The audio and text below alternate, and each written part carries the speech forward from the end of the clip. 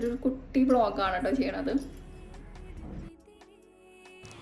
ഇന്ന് സാരീസിൻ്റെ ഒക്കെ കുറച്ച് വീഡിയോസ് എടുക്കാനുണ്ടായിരുന്നു കേട്ടോ. അപ്പോൾ ഞാൻ വീഡിയോസ് എടുക്കാൻ വേണ്ടി സാരീസ് എല്ലാം ഫ്രണ്ടിൽ കൊണ്ടുവന്ന് വെച്ചിട്ടുണ്ട്. പിന്നെ എൻ്റെ ലൈറ്റും മൈക്കും എല്ലാം ചെക്ക് ചെയ്തുകൊണ്ടിരിക്കുകയാണ്.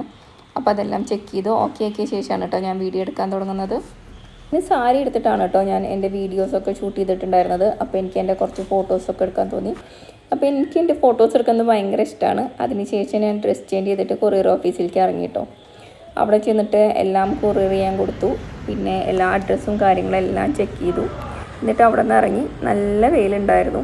അവിടെ നിന്ന് ഇറങ്ങിയപ്പോഴാണ് കേട്ടോ ഞാൽപ്പഴം വിൽക്കാൻ വെച്ചത് കണ്ടത്. അപ്പോൾ എനിക്ക് ഞാൽപ്പഴം ഭയങ്കര ഇഷ്ടമാണ്. കണ്ടപ്പോൾ നല്ല കൊതിയായി. അപ്പോൾ കുറച്ച് ഞാൽപ്പഴമൊക്കെ വാങ്ങി.